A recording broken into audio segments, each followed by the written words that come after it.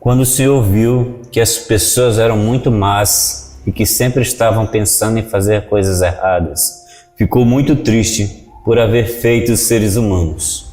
O Senhor ficou tão triste e com o coração tão pesado que disse: vou fazer desaparecer da terra essa gente que criei, e também todos os animais, os seres que se arrastam pelo chão e as aves, pois estou muito triste porque os criei. Mas o Senhor Deus aprovava o que Noé fazia. Deus disse a Noé: resolvi acabar com todos os seres humanos. Eu os destruirei completamente e destruirei também a terra, pois esta está cheia de violência. Pegue madeira boa e construa para você uma grande barca. Faça divisões nela e tape todos os buracos com piche por dentro e por fora. Nessa parte de Gênesis 6, do 13 em diante, a gente pode ver que Deus está orientando Noé, né? Deus acaba de escolher Noé para construir a arca, né? A barca, ou a primeira embarcação, né, que nós conhecemos na história da humanidade. Né? Muitos estudiosos dizem que naquela época de Noé, que foi praticamente o início da datação, né, do tempo, foi a partir de Noé em diante, porque tudo o que aconteceu antes de Noé é especulativo, a gente não sabe quando aconteceu, mas a partir de Noé nós já temos uma noção ali de tempo, né? Porque a gente pode contar a partir da idade de Noé. Noé tinha 600 anos aproximadamente, né, de acordo com a Bíblia. Alguns estudiosos afirmam que Noé levou 100 anos para construir a arca. E aqui Deus dá as medidas para Noé, fala todos os detalhes para ele construir a arca. Lembrando que a arca tem 3 andares, né? Então 3 pisos para poder armazenar os alimentos, para poder colocar os animais ali dentro da arca e também, né, hospedar a família dele, que era Noé, sua esposa, e os seus filhos Sem, Cã e Jafé, além das suas noras, ou seja, eram 8 pessoas dentro da arca. Somente essas 8 pessoas puderam entrar na arca. Noé, ele teve esse trabalho todo de construção e a gente não tem assim uma noção de qual era a tecnologia daquele tempo.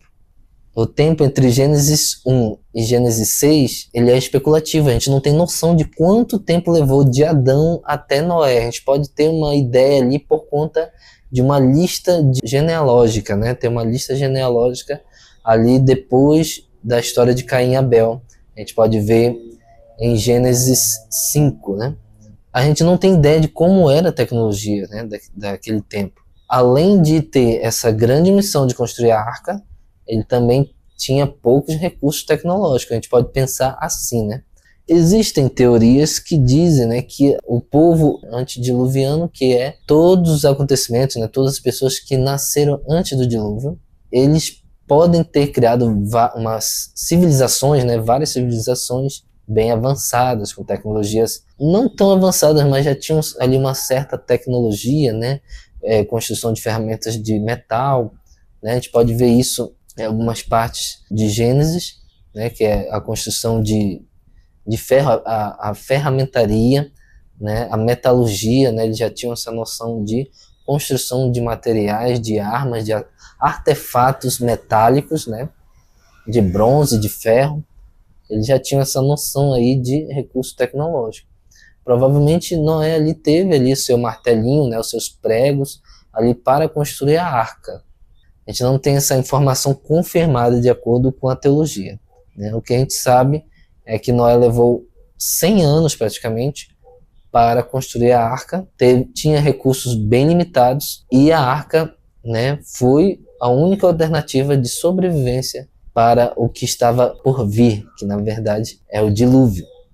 No versículo 17 de Gênesis 6, Deus diz que vai mandar um dilúvio para cobrir a terra, a fim de destruir tudo o que tem vida, tudo o que há na terra morrerá.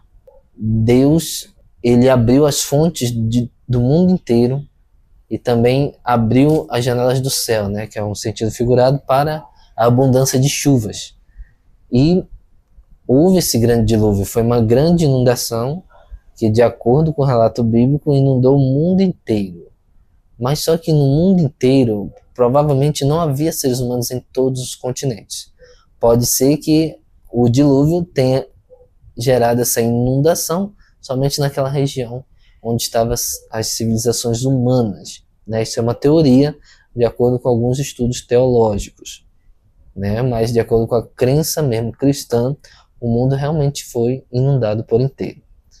Muitos especialistas e até pesquisadores dizem que é impossível o mundo inteiro ser inundado por água, né?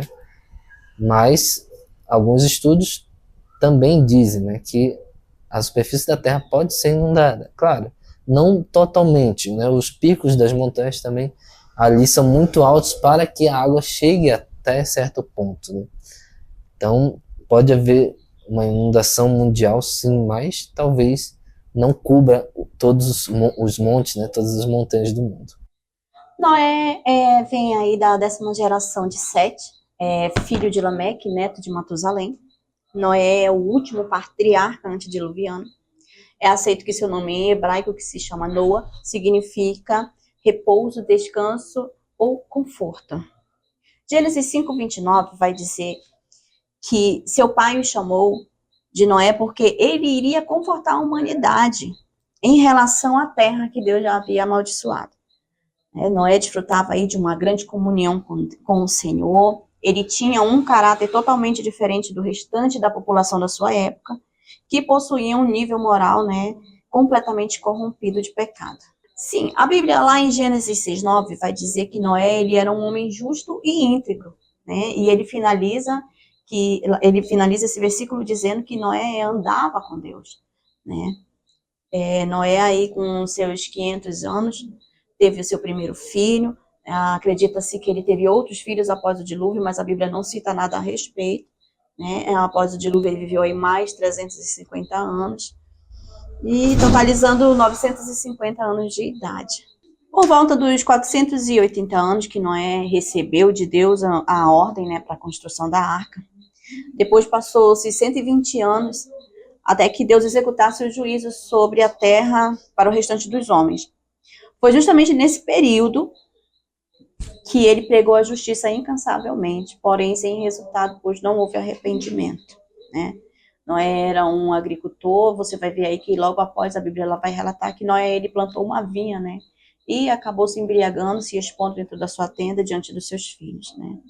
E um dos seus filhos, Cã, acabou zombando de seu pai e finaliza a história com ele sendo amaldiçoado, né? Porém, seus outros filhos, Sem e Jafé, né, foram respeitosos, cobriram o pai e por conta disso foram abençoados. Sem dúvidas, a história de Noé ela é um exemplo para todo cristão. Ele creu no Senhor acima de tudo. Ele não viveu conforme a perversidade que havia ao seu redor. Os principais pontos fortes e êxitos de Noé foram que ele foi o único seguidor de Deus que restou da sua geração. Foi o segundo pai da raça humana. Foi um homem de paciência, consistência e obediência. Foi o primeiro e mais importante construtor de barcos, né? Mas, como todo homem de Deus, ele também teve a sua fraqueza, teve o seu erro, né? E o principal deles é que ele ficou bêbado diante dos filhos, né? Acabando passando por constrangimento, né? E uma das lições de vida da história de Noé que eu trouxe aqui pra gente é que Deus é fiel com quem obedece. Nem sempre Deus nos tira dos problemas, mas está sempre com a gente no meio deles.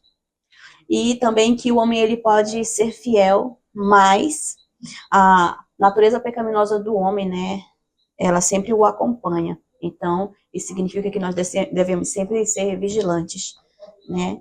E uma coisa muito assim que me chamou muita atenção na história de Noé é que para Noé a obediência significava um compromisso a longo prazo. Muitos de nós enfrentamos problemas em realizar projetos, né? E Noé ele teve aí um projeto de 120 anos, que durou 120 anos, que foi, né, pregar a justiça, dizer para as pessoas o que aconteceria, não tendo êxito quanto a isso. E hoje, o período de vida humana é praticamente isso, basicamente isso, né? 120, alguns vivem 115 anos. E o único projeto comparado a isso é a nossa vida inteira, né? E é um grande desafio viver uma vida hoje, de obediência e de gratidão a Deus. Podemos ver aí que Noé e sua família sobreviveram a o grande dilúvio que aconteceu naquele tempo.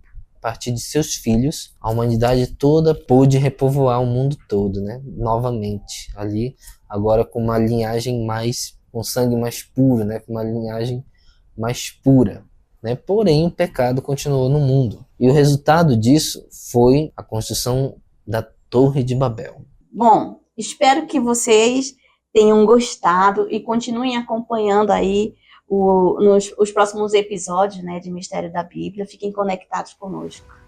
No próximo episódio de Mistérios da Bíblia, vamos conhecer os mistérios que envolvem a construção da Torre de Babel. Como essa torre foi construída e o que aconteceu para que surgisse os idiomas que conhecemos no mundo inteiro. Como surgiu esse fenômeno, né, da mudança linguística. Todos realmente falavam uma só língua? Você vai descobrir no próximo episódio de Mistérios da Bíblia.